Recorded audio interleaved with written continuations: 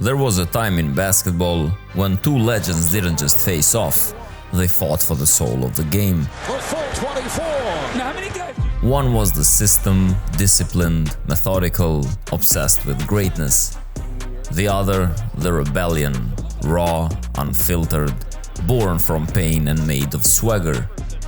Before the tattoos, before the MVP chants, before the rings, the fadeaways, the walkovers, there were two teenagers with something to prove. Kobe Bryant, born into basketball royalty, the son of a pro, fluent in Italian, raised between Europe and Philly. By 17, he was training like Jordan, obsessing over greatness. When he got drafted, he told the league, "I'm ready for the NBA, I'm ready to dominate."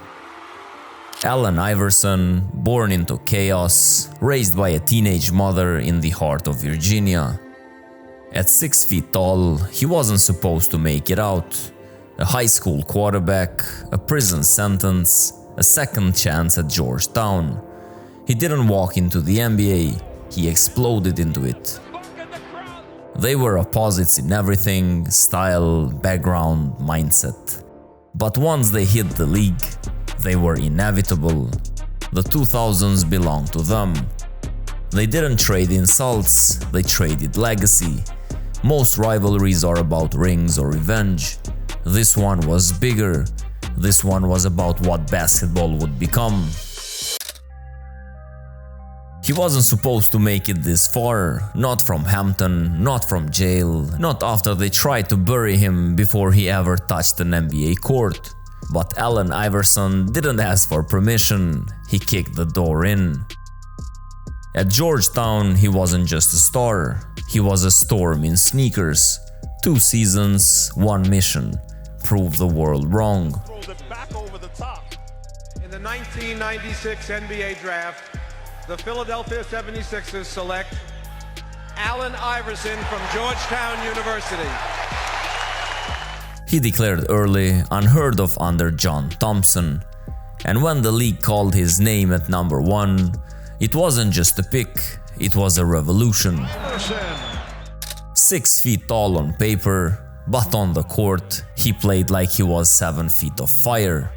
Cornrows, chains, swagger they'd never seen. And behind all of it, pain, fire, focus. Identical as they harass Iverson. Allen said yes, the bucket, the crowd loves it. In the draft, Allen Iverson of Georgetown. He is Allen Iverson, and he is the 1997 NBA Rookie of the Year, which comes as no surprise to The city had just survived an 18-win season. Iverson gave them lightning. Right out of the gate, 30 points in his debut, a 35-point explosion at Madison Square Garden. But he only has one. Then the moment that echoed through time. Iverson versus Jordan. Michael. Iverson has Jordan. The crowd is into it. I gave him a little cross to see would he bite on it. I let him set his feet, and then I stepped it back again. Allen shakes free, gets 2! Mike said no. Allen said yes, the bucket, the crowd loves it. A rookie crossover so cold it froze a legend in real time. He didn't flinch, didn't blink, he just went at the throne. And when the dust settled, he had shattered Will Chamberlain's rookie record. 5 straight games with 40-plus points, even dropped 50 in Cleveland. I need it slow-mo, I need it now. The young hipsters. Averaging 33.5 points, 7.5 assists, and 2.1 steals. He took home Rookie of the Year. But more than the stats, he gave Philly something they hadn't felt in years: hope with a handle.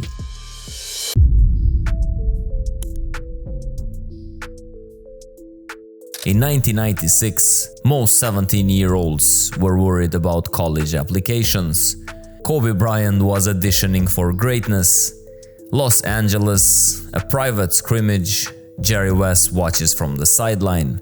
Kobe steps onto the floor, just a kid from Lower Merion High School. Then he goes head-to-head with NBA veterans and marches over them. The Lakers were on a mission. They needed salary space to chase Shaquille O'Neal. They needed a trade. They needed a spark. Charlotte had the 30th pick. LA made the call. Draft Kobe Bryant. That was the instruction, not a request. The Hornets picked him. Kobe Bryant from Lower Merion High School. But he was never meant to stay. The trade almost collapsed.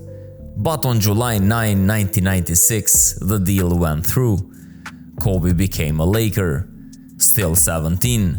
His parents had to co-sign his contract. 3 years, $3.5 million. A gamble, they said. But inside Kobe, there was no gamble, just certainty. 18 years old, second youngest to ever play an NBA game. But minutes were scarce. So Kobe waited, watched, worked. Then came the 1997 slam dunk contest. He soared, twisted, and stole the spotlight. Became the youngest dunk champion in history. By season's end, he'd earned a spot on the NBA All-Rookie second team, and he wasn't done. Western Conference Semifinals, Game 5. The Lakers were short-handed. Shaq fouled out. Kobe, just a teen, stepped into the fire. And then 4 shots, 4 air balls. The Jazz ended the series. The headlines wrote their eulogies. But Shaq said it best. He was the only one with the guts to take those shots. Because that's who Kobe was. Not afraid to fail, only afraid not to try. By his second year, he was no longer hiding behind the vets. Points per game doubled. Fan votes through the roof. 1998, at 17 years old, Kobe becomes the youngest All-Star starter ever. He didn't even start for his own team, but the fans saw what was coming. 15.4 points per game off the bench, air in his legs, fire in his chest. The Mamba hadn't awakened yet, but he was stirring. By 1999, the Lakers were all in. Jones and Van Exel were gone, the backcourt was his now. Kobe signed a 6-year extension for $70 million. He was just 20. From teenage phenom to starter, from whispers to wait, from the next Jordan to something else entirely. A storm was coming, and it wore purple and gold. AI pulled up in throwbacks and chains, blasting Jada Kiss from his SUV. Kobe showed up in tailored suits, a Walkman full of Beethoven. One was hip-hop, the other was opera, but they were chasing the same thing. 2 guards, 2 prodigies, 2 different Americas. Iverson represented freedom, Kobe represented focus. And the NBA had never seen anything like either of them. I look at the LA team and I mean, I might get killed for this, but I mean, I see a lot of egos on that team, and, you know, I could tell, you know, that things were, you know, were just chaotic, you know, out there on the court. I don't think no teams try to intimidate me, because that's a battle you can't win. By the turn of the century, the rivalry was simmering. AI had already made himself the face of Philly, and the league was starting to feel his impact. He wasn't just a scorer, he was a movement. Kobe? He was ascending fast, winning a championship with Shaq in 2000 and earning his place in the spotlight. And every time they faced off, it wasn't just a game, it was a clash of philosophies. I mean, he has to wonder. Iverson drops 40 on the Lakers. Step backs, floaters, cold-blooded jumpers in Kobe's face. It wasn't just the buckets, it was the swagger. This was the game that made Kobe really see him.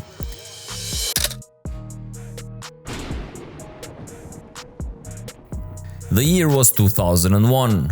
The world was spinning toward change. And Allen Iverson, he wasn't just rising, he was taking over. Here's Iverson sprinting ahead. Iverson twisting shot, and can't win in this league, particularly. The Sixers started the season 10-0, a franchise record. A warning shot to the league. Iverson was everywhere, dropping 30, stealing hearts, stealing the ball, 31.1 points per game, 2.5 steals per game, a scoring title, a steals title, an MVP.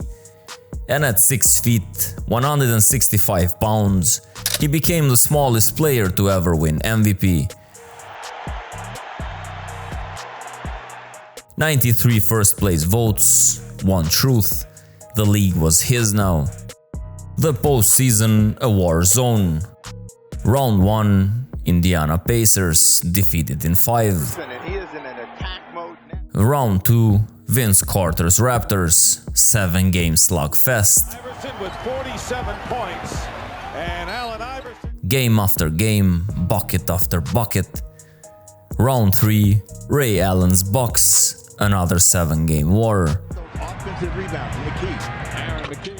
Iverson bled, limped, and carried his team, one series at a time, one miracle after another, and then the mountain top, the Los Angeles Lakers, Shaq and Kobe.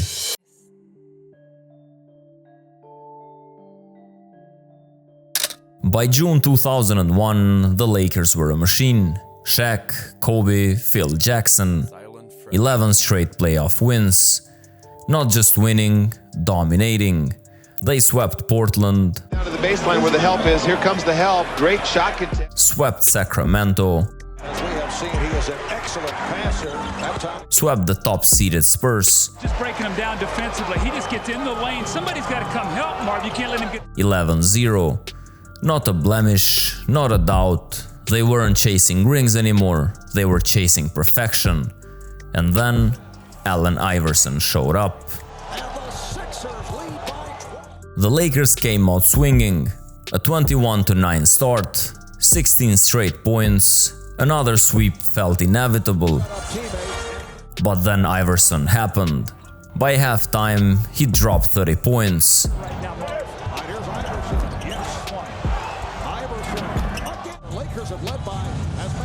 By the third quarter, the Sixers were up 15. Shaq struck back, 18 points in the third. The Lakers tied it up. It felt like momentum had shifted. Tyronn Lue came in to smother Iverson. The Lakers scored in the first 5 points of OT. It looked done. But AI didn't blink. A layup, a pull-up 3, a silence through Staples Center, and then the step over. A dagger over Lue, Iverson stared down, took the step, and walked into history. That wasn't just a bucket, that was a statement, a declaration that no dynasty is untouchable, that heart could still shake the world. Final score, 76ers 107, Lakers 101. The perfect postseason was over. After the storm of Game 1, after Iverson dropped 48 and stepped over history, the Lakers were alert. Not angry, not shaken, awake.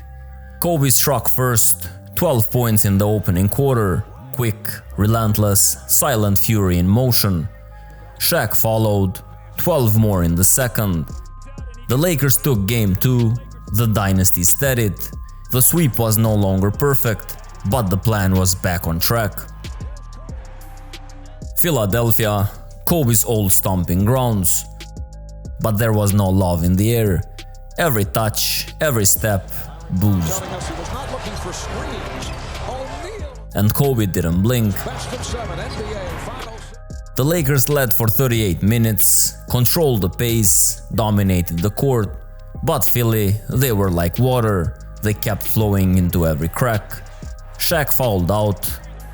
And suddenly, with less than 2 minutes left, it was 87-85. Kobe split the lane, a running floater, back to 4. Kevin Ollie answered with a putback 3-point play. And then Robert Horry, the man who made a career from nowhere, showed up again. Wide open, corner 3, bang. 92-88, still not over. Iverson fouled, makes all 3 of them. 1-point game. And on the final possession, Kobe and Horry trap Iverson. Force a wild layup, it clanks off. Horry rebounds, ice in his veins, 2 more free throws, game over. Kobe played all 48 minutes, dropped 32, never sat down, never gave in to the crowd, the noise or the pressure. The Lakers lead the series 2-1, the tide was turning. In Game 4 and Game 5, the Lakers destroyed the Sixers to win back-to-back titles. This wasn't just a finals, this was a fight for the soul of basketball.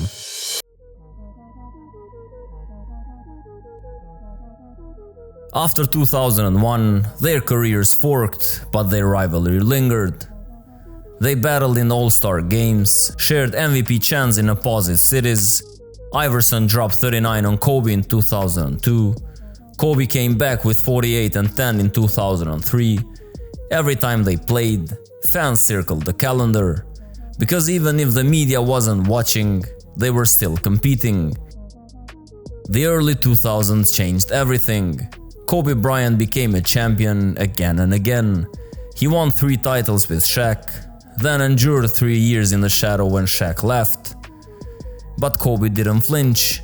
He rebuilt, he fought, and when he returned to the top, with 2 more championships in 2009 and 2010, he became a myth.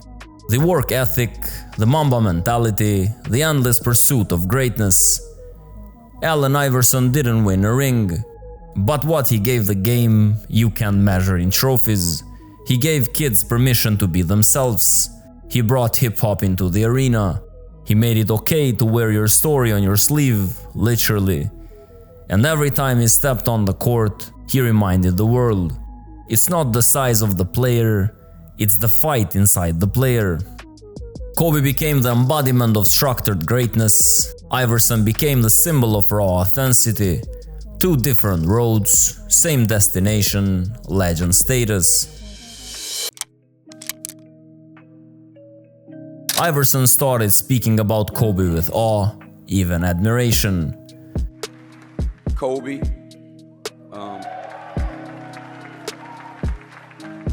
true competitor. I know that he's retired now. He's gonna go on to do even greater things. He's a great man, and I love him and I respect him. But he brought everything out of me on the basketball court, and I appreciate him for that. Kobe, in turn, always included Iverson in his hardest to guard lists. And AI as a competitor, he drove me to be as obsessive, more obsessive about the game, because I had to figure out how to solve that problem, And I told him when I saw him here this weekend, I said, man, you don't realize how much you pushed me, and I don't think people nowadays realize how great you were as a player, and how big of a problem you were for defenses. I'm happy for them both. He respected AI's grit, his heart, his impact. January 2020, the unthinkable. The LA Times is reporting that retired Los Angeles Lakers basketball star Kobe Bryant has been killed in a helicopter crash. The world stood still, and Allen Iverson, he didn't have words, just grief. Number 2, I'm always gonna say Kobe Bryant. Nobody was tougher than you. Nobody got more out of me. We're linked forever in this game, in this life. I just wish we had more time. Where did time go, man? The first trip to LA feels like it was yesterday. We were just kids, with everything in front of us. You asked me what I was doing later. I told you I was going to the club. You told me you were going back to the gym. I'll never forget that. You're not here on this earth anymore, but you're not going either. You just say the name Kobe Bryant, and all the memories come back in a split second. So now, we turn the question to you. Was it Allen Iverson, the cultural force, the fearless rebel, the soul of the streets? Or was it Kobe Bryant, the ultimate winner, the perfectionist, the man who never backed down? They both carried the game, they both shaped a generation, and they both did it their way. Drop your thoughts in the comments, like this video if these two made you fall in love with basketball, and subscribe for more legendary NBA stories. And if you want to see how another icon stood toe-to-toe with greatness, check out Gary Payton versus Michael Jordan, the one rival who talked back. Trust me, that story is wild.